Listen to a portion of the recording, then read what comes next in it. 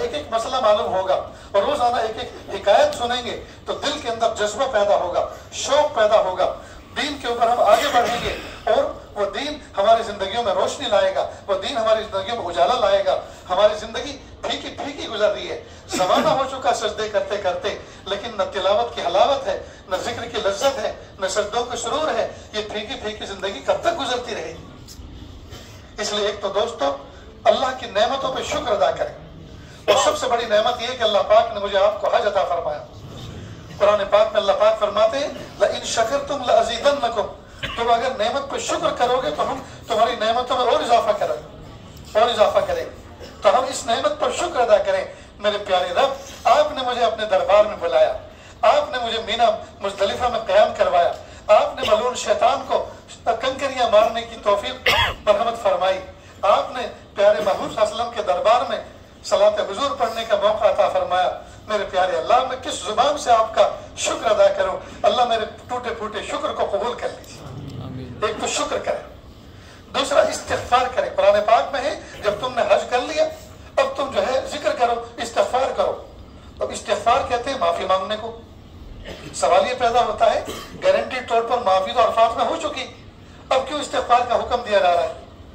दोस्तों एक बात याद रखें, एक तो ये कि माजी तो माफ हो चुका, अब रोजाना डेली टू डेली, रोजाना रोजमर्रा हम कोई गुनाह न करने पाए, जो हो जाए तो वो रोजाना माफ होता चला जाए, इसलिए इस्तिग़फ़ार करें। और दूसरा इस्तिग़फ़ार के बारे में इस बात को समझ लें, जब बंदा कहता है अल्लाह मेरी तौबा, अल्लाह मुझे माफ कर दीजिए, तो इसके मुकाबले में जो गुनाह होते हैं वो माफ हो जाते हैं। और जब मुकाबले में गुनाह नहीं होते और फिर इस्तिग़फ़ार करता है तो इसके दर्जात बुलंद होते हैं, इसके दर्जात बुलंद होते हैं। यानी इस्तिग़फ़ार का मतलब ये नहीं कि ये गुनाह के मुकाबले में किया जाता है, बल्कि इस्तिग़फ़ार जब बंदा करता है, सामने अगर गुनाह है तो माफ हो जाते हैं, और सामने गुनाह नहीं है तो इस्तिग़फ़ार की बरकत से अल्लाह दर्जात बुलंद फरमाते। लिहाजा इसका मामूल बनाए, एक तो शुक्र करें, दूसरा तौबा इस्तिग़फ़ार का मामूल बनाए, और तीसरी बात यह है कि हज के सफर की तकलीफों को बयान न करें, हरगिज बयान न करें। बहुत बुरी बात है दोस्तों, वतन में जाएंगे बुराई करेंगे, पता है इसका क्या मतलब है? मैं आपके घर जाऊं और आप शानदार, बुलाएंगे कि नहीं बुलाएंगे? अरे मैं मिसाल कह रहा हूं कि आपके घर आऊं तो आप बुलाएंगे भी कि नहीं बुलाएंगे? अल्लाह आपको खैर। और आप मेरे लिए बेहतरीन खाने का इंतजाम करें, बेहतरीन बेडरूम का इंतजाम करें, शानदार सहूलतों का इंतजाम करें, और फिर मैं आप ही के दोस्तों के सामने को, यार फलां ने मुझे बुलाया था, मक्के में मुझे दावत दी थी, और खाना तो ऐसा बनाया उसमें नमक तेज था, मिर्च तेज थी, खाया नहीं गया, और फ्रूट नाम की तो कोई चीज नहीं थी, और सोने के लिए जो चादर थी वो भी फटी हुई थी, और मच्छर इतने थे कि वो खून टेस्ट कर करके गए। अब मैं बुराई करूं?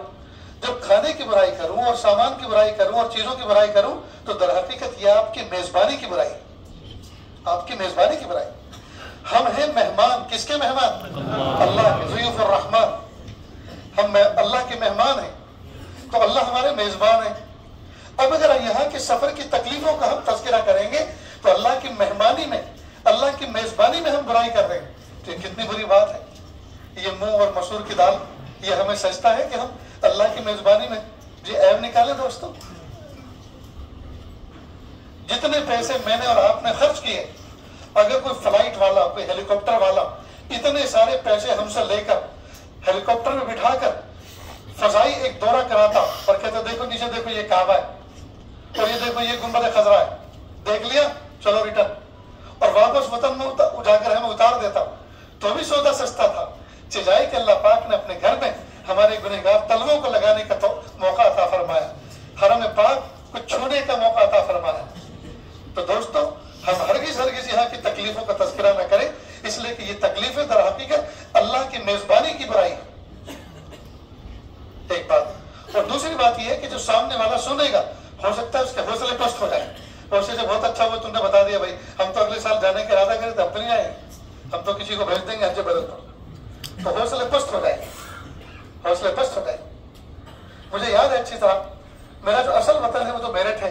तकरीबन 40-45 साल से मैंने गुजरात तर्केसर को अपना वतन बना लिया है। असल वतन तो मेरठ है हमारा।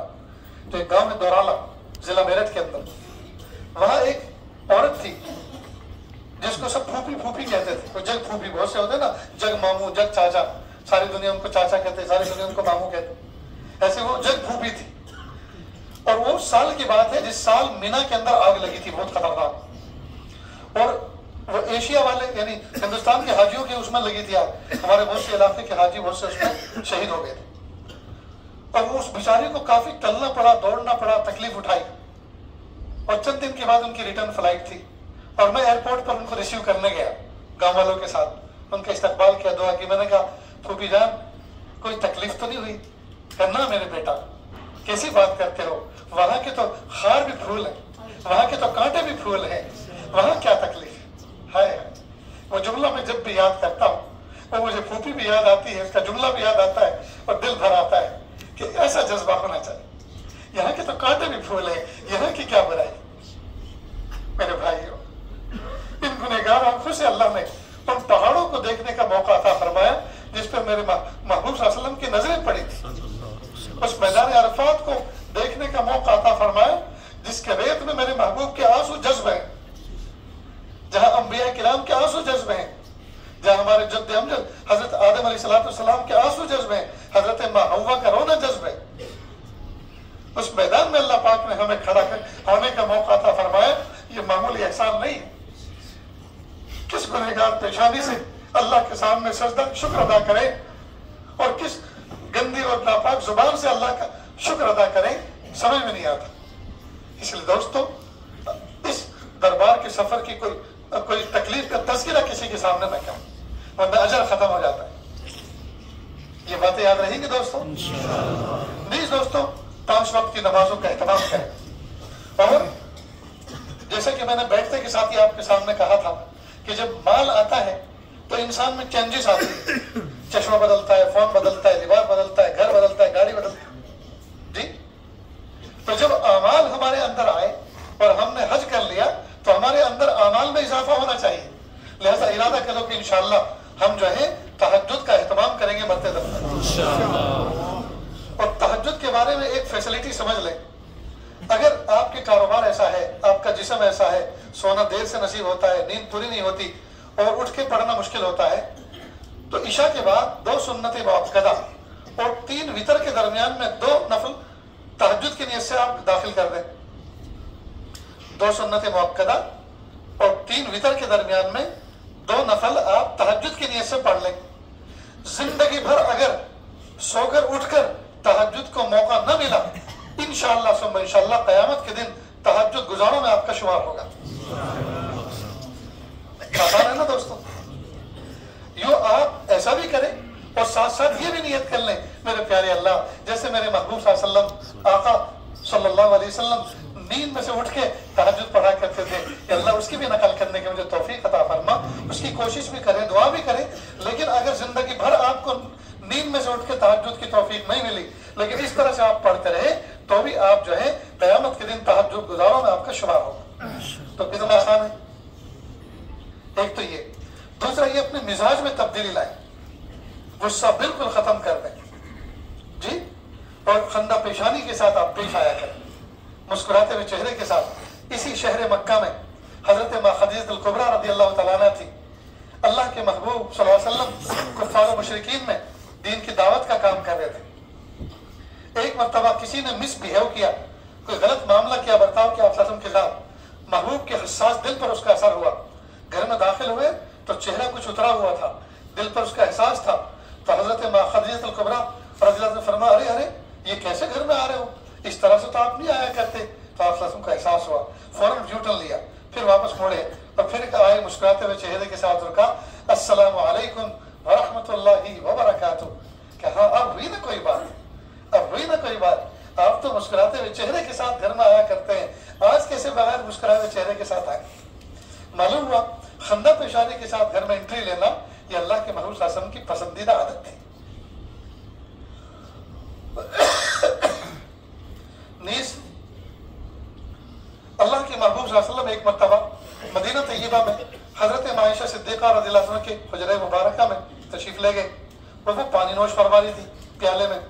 तो आप फरमाया, हुमैरा जरा हमारे लिए भी पानी बचा देना।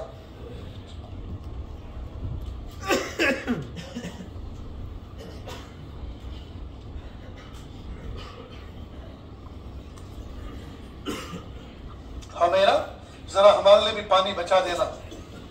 अब घर तो था आयशा सिद्दीका का, और ये हुमैरा कौन थी? ये हुमैरा हजरत आयशा सिद्दीका रज़ियल्लाहु अन्हा का सेकंड नाम था, जो अल्लाह के नबी सल्लल्लाहु अलैहि वसल्लम प्यार में लिया करते।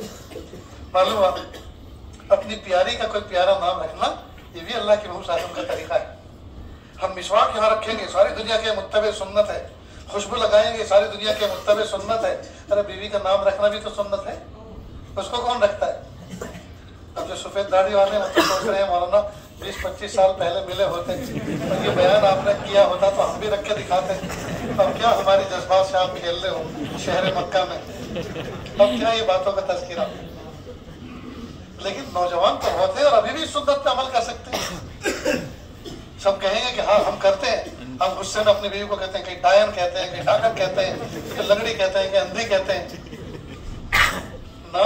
तज़किरा इस बात का चल रहा है जिससे वो खुश हो, ऐसा नाम रखे जिससे वो खुश हो। उसी से पूछे प्यारी ये बताओ, अगर तुम अपना नाम खुद रखने पे कादिर होती तो तुम अपना नाम कौन सा पसंद करती?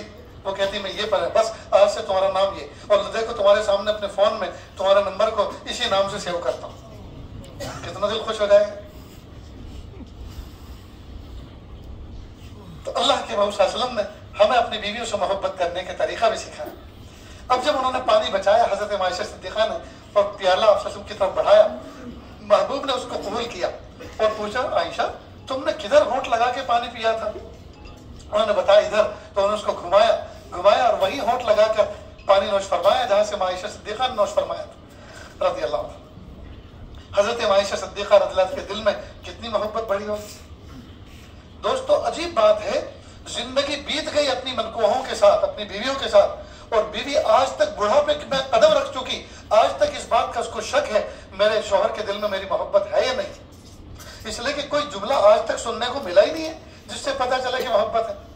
इसलिए शहर मक्का में एक बहुत गुर की बात आपको बताता हूं, पसंद आए तो याद रखना।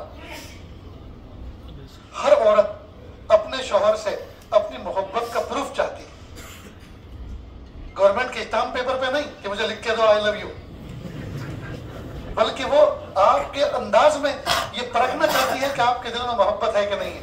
तो उसका प्रूफ देने का तरीका बता देता हूँ। वकील को फीस देनी पड़ती है, मैं बगैर फीस के बता रहा हूँ, कदर करना। उसका तरीका ये है, जब भी आप सफर पे जाए कोई छोटा मोटा तोहफा जरूर लेकर आए। कभी कोई छोटी मोटी ज्वेलरी लेकर आए, कभी कोई जो है जूता चप्पल लेकर आए, कभी तस्बीह मुसल्ला लेकर आए, कभी कोई अच्छी सी किताब लेकर आए, कभी इनर कपड़े लेकर आए, जैसा भी आप मुनासिब समझे। अब तन्हाई में कहें प्यारी तुम्हारे लिए एक तोहफा लेकर आया, वो कबूल करे, वो उसको आंखों से लगाएगी, सर पर रखेगी, तन्हाइयों में उसको चूमेगी, मेरे शौहर मेरे लिए लेकर आए, इतना बिजी शेड्यूल लेकर गए थे और फिर भी ये चीज लेकर आए, इसका मतलब मेरे शौहर को मुझसे मोहब्बत है। बस ये प्रूफ बन जाएगा, ये मोहब्बत का प्रूफ बनेगा। तो करेंगे ना इंशाअल्लाह। हज्जनों के तो मजे आ जाएंगे। अल्लाह ताला सबको खुश रखे। दोस्तों ये चंद बातें आज इस आपके सामने अर्ज करने के लिए आया था। घरों को जन्नत का नमूना बनाएं, दीन सीखें और दीन सीखने के लिए उलमा सुलहा से राब्ता करें और दावत के काम से वाबस्ता हो, मस्जिदवार जमात को मजबूत करें, तालीम के हल्के में जरूर बैठें, रोज और कान खोल के सुने और दिल दिमाग को हाजिर रख के सुने। रोजाना एक एक बात भी अगर मालूम होगी तो जिंदगी रोशन रोशन हो जाएगी। दोस्तों करेंगे ना? अल्लाह ताला अमल की तौफीक अता फरमाए। व आखिर दावाना अनिल हम्दुलिल्लाहि रब्बिल आलमीन।